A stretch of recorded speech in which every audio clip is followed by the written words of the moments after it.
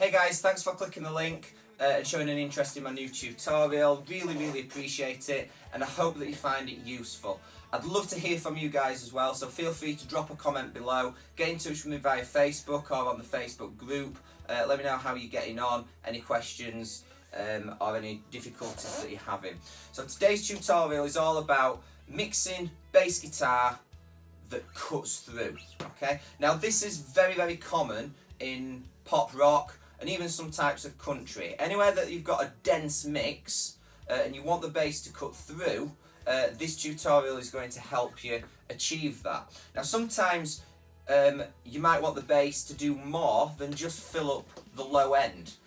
You might want it to have a sort of rhythmic element. If that's the case, well again, these tips and these techniques can really help you. Okay, and again, if you listen to any sort of pop rock bands, the bass guitar is really present and it really cuts through the mix. That's what we're trying to achieve today. Also, I hear complaints from people sometimes saying that I can't hear the bass guitar on my laptop speakers or on my phone speakers. Well, most of the time you're not going to, because there's no low end on those speakers. They're only tiny speakers. So if you want your bass to cut through on smaller systems, we need to focus the processing, and we need to make the upper mids of the bass cut through more. Okay, the focus isn't going to be on the low end. We still want there to be lots of low end for people that are listening on full range speakers. There's just some different tips and techniques. Okay, so today I'm going to be using this guitar. It's a jazz bass. It's actually a Squier jazz bass, but it's got uprated pickups by Seymour Duncan. I picked it up quite cheap, second hand, but it sounds fantastic. It sounds really nice. I'm going to be using an Ashdown bass amp. If you don't have a bass amp, absolutely no problem at all. You can just go straight from your bass guitar, DI into your audio interface and use an amp sim. I've got a Kemper here, which I use when I don't have access to the Ashdown bass amp, and it sounds fantastic. There's loads of great sounding amp sims around now that are really inexpensive as well. Okay, so I'm going to start off, folks. I'm going to show you how I've set up my recording session, some tips and tricks, some processing that I've done during tracking. Once I've done that, I'll open up the mix session and I'll show you how I've processed the bass guitar in the mix to cut through. Okay, and remember, this is when you've got a dense mix, you've got lots of guitars, lots of vocals, big sounding drums, and you want your bass guitar to cut through that. You want to be able to hear it poking through the mix. Okay, so again, I hope you find it useful. Let's make a start. So the bass amp I'm going to be recording is this Ashdown ABM 600 into an Ashdown 6x10 cab. If you don't have a bass amp, that's absolutely fine. There's loads of great virtual amps. Some even come packaged with your DAW these days, so feel free to experiment with those. On the cab, I've got two mics set up, and I'm also taking a DI. The first mic is the 87. I've got that on one of the speakers, slightly off axis. The reason I've done that is because it tends to give a more natural tone. If you go too on axis, things can get really trebly. Sometimes that's cool, but for this I've decided to go off axis and get a more balanced sound. This cab has got a tweeter right in the middle, and that's what the 57's picking up. And I'm going to process these mics completely differently. Something that's really important to note is that these mics, the capsules need to be aligned. Okay, they need to be the same distance from the speakers, so that solves any phase issues. The DI is coming straight out of the amp itself at the top there. So in terms of processing, I like to do a little bit on the way in. If you don't have access to compressors, EQs, things like that, that's absolutely fine. You can just record straight into your interface and then do the processing with plugins in your DAW. There's loads of amazing plugins these days that can help you get a really great sound. So the 87 is going through this preamp at the top. That's a Neve 1073. And then it's going through the LA2A for some compression. The aim for the 87 is just to get a really nice, well-balanced sound, so a fairly natural sound. So I want to get some nice deep lows, I want some strong mids with a bit of bite to them, basically just how the amp sounds in the room. I'm not going to be pushing the compressor too hard, probably just taking about 3 to 5 dB off, just to keep the level in check. The LA2A sounds amazing as well. It helps give you a nice warm sound, and the compression is really smooth and really natural. Okay, the 57 is going through this preamp at the bottom. That's a Golden Age 1073. This is then going through an EQ. I'm adding a little bit of 100 Hz for some lows, and I'm adding quite a bit of mids. That's 4K, and that's really going to bring the bite out of the bass. It's going to be really trebly, and it's going to mix with the 87 really nicely, and it's going to help it cut through in the mix. I've then got this mic going through an 1176, again just to keep the level in check. Okay, I'm not going to be pumping this too hard, maybe about 5 dB of compression. This is a really fast compressor, so it's going to help clamp down on those transients, and it's going to make it sound pretty aggressive, which is what we want. And then finally the DI is coming straight out of the amp, and it's going through. It's going into this preamp here, which is a Warm Audio TB12, and then this is just going straight into my interface. Okay, I'm going to do all the processing of the DI track in my DAW with plugins. Okay, the interface that I'm using is this Focusrite. Really nice interface. It's just really clean, great converters, and then we're into the computer, into our DAW. Okay, so moving on, we've talked through the mics and the tracking decisions that I've made while recording the bass for this song. Let's move on to the mix. So this is the mix session that I've got open now, and I'll talk you through some of the processing that I've done on the bass tracks. Now, if you remember, we had 2 mics set up on the amp, and we're also taking a DI. So those are split into these tracks here. The top track here is the SM57 that was on the tweeter of the bass amp. The middle track is the U87, which was on one of the speaker cones, and the bottom track here is the DI that was coming straight out of the amp. Don't worry about this one for now, I'll talk about that a little bit later. So first thing, folks, if you don't have a bass amp with a tweeter, or perhaps you're using a bass sim, you know, an amp sim, one of the plugins, or maybe you're using a Kemper. I've got a Kemper at the side of me now, which I use very, very regularly for guitars and bass. Don't worry, you can still use these processing tips. All you would need to do is make a copy of your bass amp track, the amp sim that you are using, make a copy of that, and then apply this processing or similar processing to the copy, and you're going to get similar results. They're not going to be exactly the same, because obviously it depends on what guitar you use, what amp sim you use, and things like that, but it's going to get you somewhere in the ballpark. Okay, so don't worry if you don't have a bass amp with a tweeter, or if you are using a sim. It's absolutely not a problem at all. You can get very, very similar results. So this is a really, really dense pop rock mix. Okay, now a lot of pop rock songs, they require the bass guitar to cut through the mix. It's just a very common characteristic of this sort of music. Another reason people want the bass to cut through is perhaps they're listening on small speakers, they're listening on laptop speakers, or something like that. Now, obviously, you don't get much, if any, bass from those sorts of speakers. So if you want to hear the bass guitar, you've got to do some specific processing. We need to focus on more of the upper range of the bass rather than the lower range. Now, that doesn't mean that we want to disregard the low end of the bass, because for those people that are listening on great speakers, full range speakers, we still want that deep bass guitar sound. So that's the reason that we've basically got 3 tracks for the bass, so we can focus different sounds on specific tracks.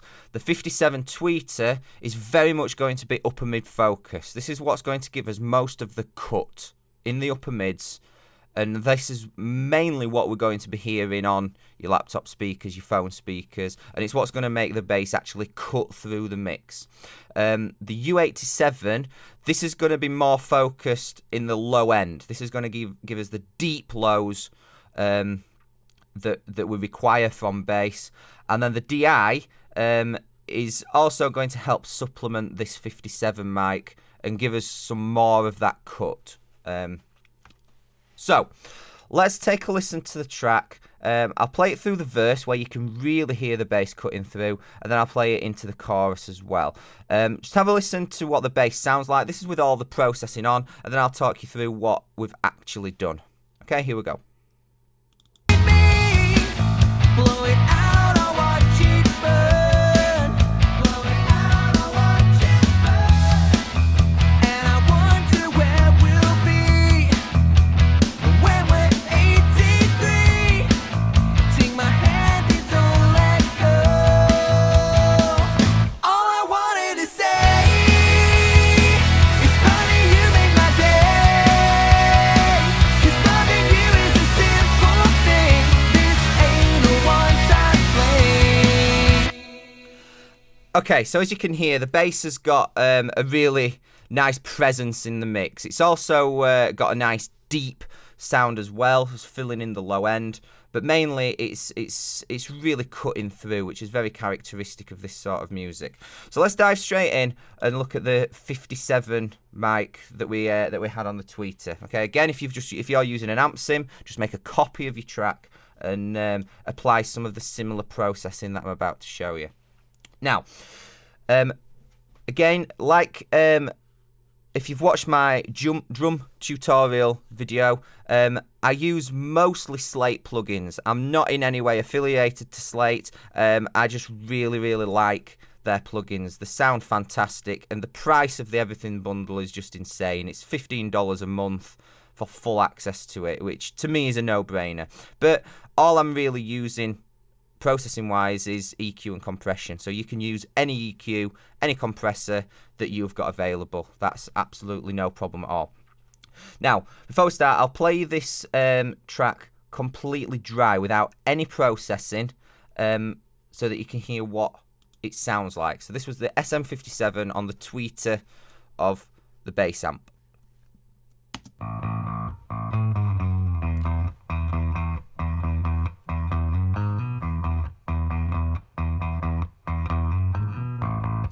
Okay, so as you can hear, there's quite a lot of upper mids in that already. There's a little bit of lows, but nothing, nowhere near enough lows. But we're not interested in that. That doesn't matter. We only really want this for the cut in those upper mids. So the processing that I've got on here is simply just an EQ. This is just a console emulation. This is just emulating an SSL console. It's not doing an awful lot, just a very slight amount of saturation. But the main processing is happening here on this EQ. So the first thing I'm doing is I'm adding some 800 hertz, some mids. It's about 2.5 decibels. I'm then adding some 2K, just over 3 decibels, and I'm taking away some 10K. The reason I'm doing that is up here it can start getting a little bit fizzy, and if there's any hiss from the amp, which you're going to get, it doesn't really matter in a dense pop rock mix because you'll never really hear it as long as your gain staging's okay on the way in. But that's just taking a little bit of that out. I've also got a compressor on. So this is an LA2A emulation. This is the Waves LA2A, and when I start this up, you'll see that it's just taking off somewhere around 5 to 7 decibels of compression, keeping the level in check. Okay. The danger is when we're boosting so much mids, we risk certain notes popping out a little bit too much. So the compressor is just keeping those notes intact. It's just keeping the overall level nice and constant. So let's have a listen to that same track with this processing applied.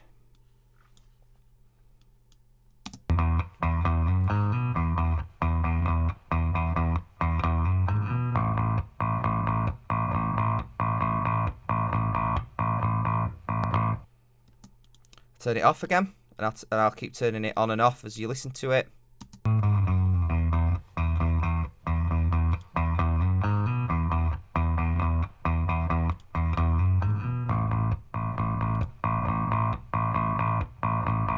So as you can hear, the EQ just really brings out sort of the honkiness of the mid-range. Okay, now on its own, you might be thinking, actually, that doesn't sound that great, to be honest. In fact, you've made it worse. But what we're interested in, as ever, is how this sounds in the context of the mix. We want to hear this bass guitar cutting through those dense drums, the guitars, the heavy distorted guitars, and we want to be able to hear it on small speakers. That's all we're interested on at the end of the day. Okay, so moving on now to the next channel. So this is the U87. Very similar processing. Okay, so it's basically just EQ and compression. Again, I'll play this to you without any processing. So this is just how it was recorded, so you can get an idea of our starting point. Here we go.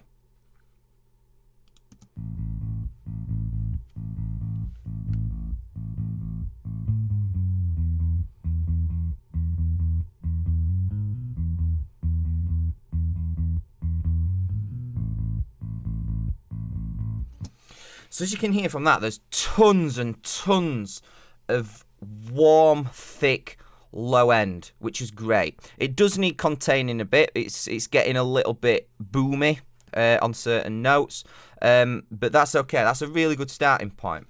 So let's load up the plugins. Again, Slate plugins, but it's just EQ and compression. The first thing I've got is this EQ here, which is basically just a high shelf and a low shelf. It's on the present setting, so the shelf is probably coming in somewhere around 3 or 4K, and I'm just adding a very slight touch of that, so just over 1 decibels. I'm then adding a touch of low shelf, just about 1 dB. We're then going into this EQ here, which is a Neve style EQ, and all I'm doing is adding some upper mids. Okay, so I've got this set to 3.2K. And I'm adding 7.5, just over 7.5 dB of upper mids, just to try and balance out that low end. Now, one thing you might notice that I'm not doing on any of these tracks is actually boosting any lows on the bass guitar. Now, there's a couple of good reasons for this. Well, first of all, this track has got plenty of lows. Don't really need any more from it. The second reason, if you boost lows on a bass guitar, you tend to get an uneven response. Okay. Now, for example, if you boost 100 hertz, let's just have a look at this. So 100 hertz is a note G. Okay, so you notice that just at the top of this little screen. 100 hertz is a G1 note. If you make a boost at 100 hertz, every time the bass player plays a G, it's going to be significantly louder. It's going to pop out. So the reason that I don't tend to boost any lows in the bass guitar is for that reason, because you tend to get an uneven response. So I try and avoid that as much as possible. Okay. So let's move back to the processing. Okay, so I'm just boosting a little bit of upper mids, at 3.2K. I'm then going into a compressor. This is a Distressor emulation, very, very popular compressor. It sounds awesome. It's on a 4:1 ratio. I'm also adding a little bit of distortion from it as well, so a little bit of saturation. If you don't have the Distressor plugin or the hardware, that's absolutely fine. Just grab a saturation plugin that you like the sound of, and just dial in a very quick attack and a pretty quick release as well. That's all this is doing. Let's have a listen to this track now with that processing engaged.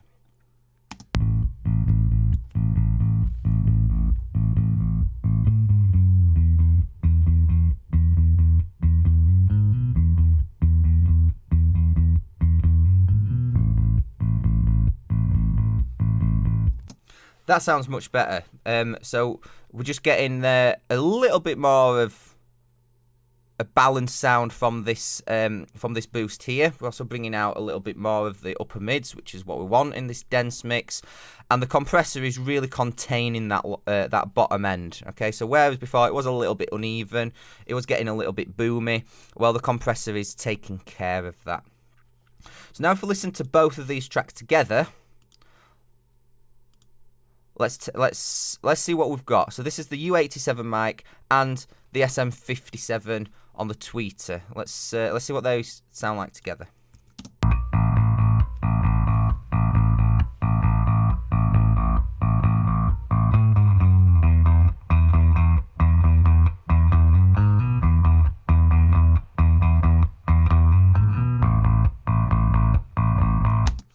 That's really nice. We are really getting somewhere with that sound. But we can still take it a little bit further. And that's where this fella comes in here. So this is the DI track. DI bass is normally pretty unexciting, to be fair.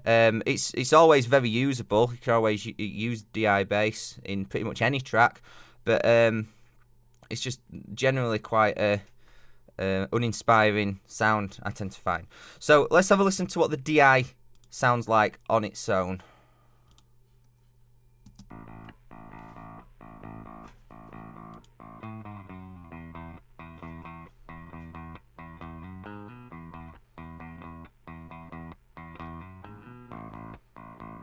Okay, so like I said, it's nothing special, but there is some nice upper mids there that we can utilise and get a little bit more cut from the bass.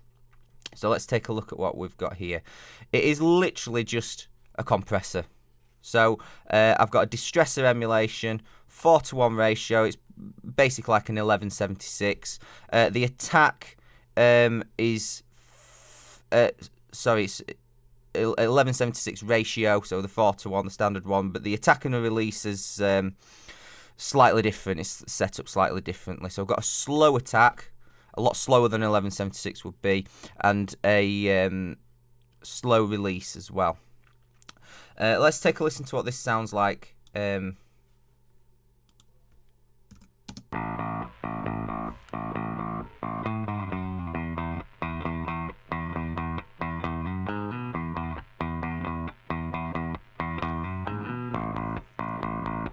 Now, one thing that you might notice is we're driving the gain into this distressor pretty hard. There's a light here that comes on when we're getting some distortion. Now, that we're doing that on purpose. Okay, the distortion helps the bass to cut through. So we're distorting some of those upper mids, some of those frequencies that are very present in this recording, in this track, and they're distorting, and that's going to help it cut through. So let's take a listen now to these three tracks all playing together. We'll play them in the chorus as well.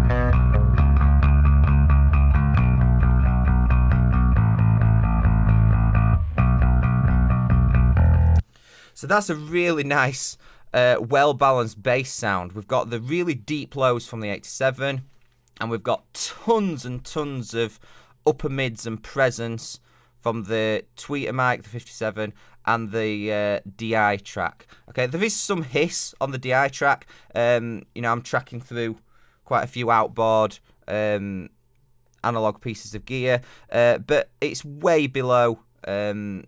You're never going to hear it in the context of the full mix because it's a really dense mix. So I'm not too worried about that. If you're tracking through an amp sim, through a Kemper, or you're just going DI straight into your DAW with some amp sim as a plugin, you probably have very little, if any, hiss. So that's not really anything to concern yourself about. Now, the final thing I just want to draw your attention to is this track here. Okay, now I've got a synth bass. Now, in this track in particular, I still felt that there was not enough sub lows, really, really deep lows when the chorus hit. So all I've got is just a synth bass track that is just playing the root notes in the choruses. Okay, don't need it in the verses, but when the choruses come in, I just wanted that extra lift, that extra beefiness that I wasn't really getting from the bass guitar. So I'll just play that for you so you can see what, so you can hear what that sounds like. In terms of processing, not an awful lot. I'm just adding a very slight amount of sub lows, 60 hertz, 1.7 dB. Let's take a listen.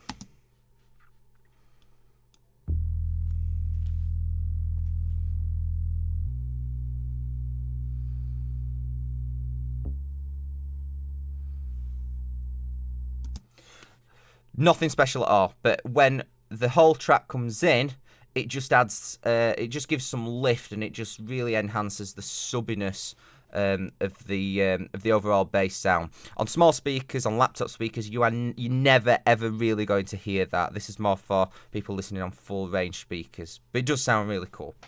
So let's take a listen to the overall track now. I'll play it in a few different places so that you can hear it.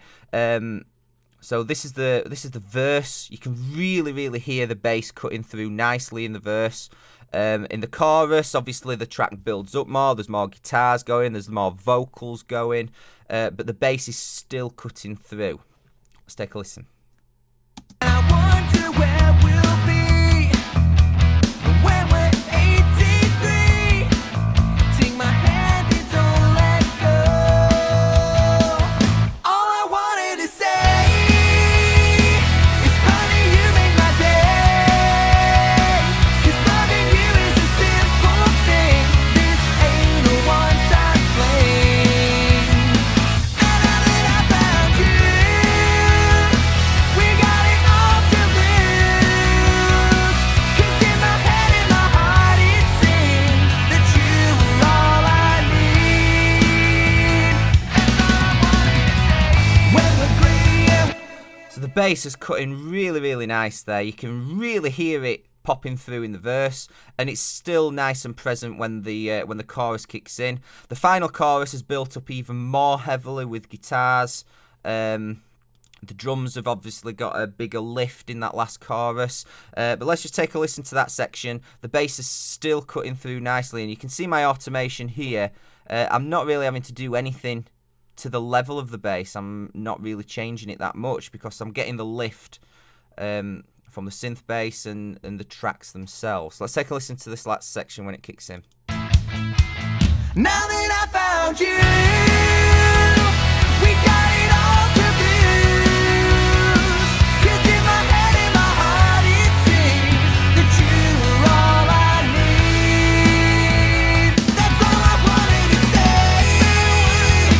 Is, honey, you make my day. 'Cause loving you is a simple thing. This ain't a one-time fling. And now that I found you, we got it all to lose. 'Cause in my head and my heart it sings that you are all I. Okay, guys, so there we have it. It's a bass guitar that's cutting really nicely through a really dense pop rock mix. You could even use this for certain country tracks. Certain country tracks have quite dense arrangements. I hope you found it useful. Hope you've enjoyed it. I'd love to hear any comments, how you find these techniques, if they've worked for you. Feel free to drop me a comment below. Get in touch with me via Facebook. Drop me a message on there. Join us on the Facebook group, the Label Worthy group. Let us know how you're getting on. Cheers, guys. See you soon. No.